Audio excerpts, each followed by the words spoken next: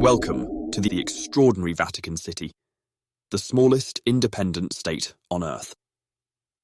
Today, we're embarking on an immersive journey into its urban fabric, brought to life through stunning 3D animations.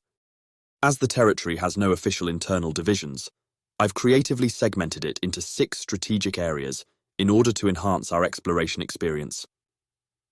We'll start with the short but fascinating border, then move on to the world-renowned Vatican Museums.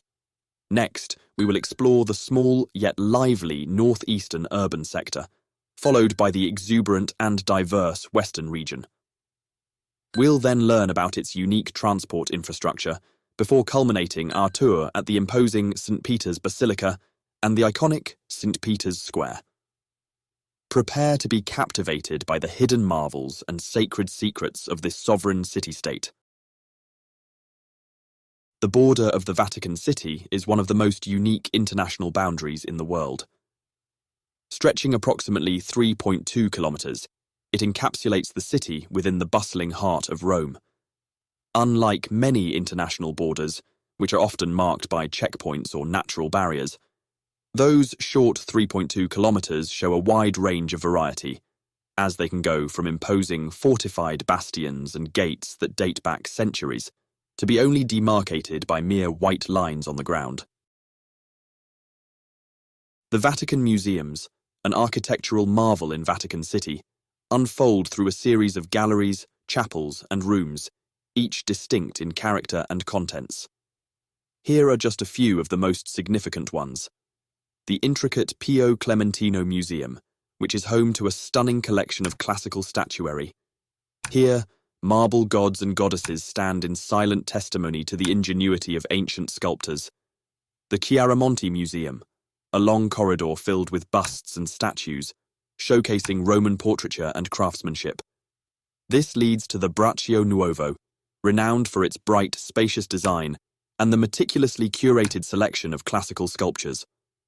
Another significant gallery is the Gregorian Egyptian Museum. The collection includes mummies, sarcophagi, and an array of artifacts that provide insight into Egyptian culture and its interactions with the Roman world. As visitors wind their way through the Vatican Museums, they enter the Gallery of Maps. This corridor, stretching over 120 meters, is an astonishing visual feast. The walls are adorned with topographical maps of Italy, painted in the 16th century.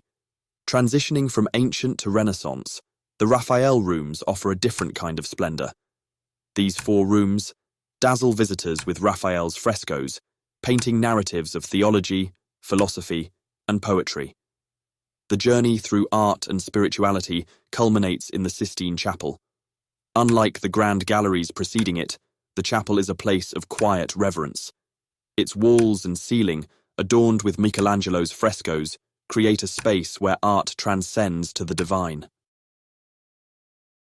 The northeastern area of Vatican City, often overlooked by the waves of tourists flocking to St. Peter's Basilica and the Vatican Museums, is a fascinating blend of history, culture, and daily Vatican life. Some of the most interesting include the Central Post Office. It is famous for its efficient service and unique Vatican-themed postage stamps, highly sought after by collectors worldwide. The building itself is a blend of functionality and Vatican tradition. The Barracks of the Swiss Guards, home to the Vatican's colourful and historic military force, the Swiss Guards. This building is not just barracks, but a symbol of the enduring tradition and protection of the Pope. The Apostolic Palace, the official residence of the Pope, containing living quarters, chapels, and administrative offices. It's the heart of the Vatican, both spiritually and administratively. And a supermarket. Yes, even the world's smallest independent state has its own supermarket. This facility caters to the residents of Vatican City, providing a glimpse into the everyday lives of those who work behind the scenes of the Holy See. The western portion of the Vatican is a blend of exuberant gardens, sacred spaces, administrative buildings, and areas dedicated to hospitality and research. Some of the more interesting include the Paul VI Audience Hall. Known for its modern architecture, this hall is where the Pope holds weekly audiences with the public and addresses large groups, Its unique design and functionality make it a key location for Vatican communication and outreach. The Palace of the Governorate. As the administrative heart of Vatican City, this palace oversees the management and governance of the city-state, ensuring its smooth operation and maintenance. Meanwhile, the St. John's Tower, the Leonine Wall, and the tower that now holds the main antenna of the Vatican radio are all part of the Vatican's medieval fortifications that used to protect the Pope and the city-state throughout turbulent periods, a symbol of the Vatican's endurance. And, because this is a city dedicated to religion, of course, there's always space for more churches, such as all of the following: the Church of St. Peregrine, the Church of St. Anne of the Grooms, the Church of St. Peter in Borgo, the Church of St. Stephen of the Abyssinians, the Church of St. Mary, Queen of the Family, the Church of Santa Maria della Pietà. Then we have the Vatican Gardens, a multitude of oases of tranquility and beauty that span approximately half of the entire territory of Vatican City.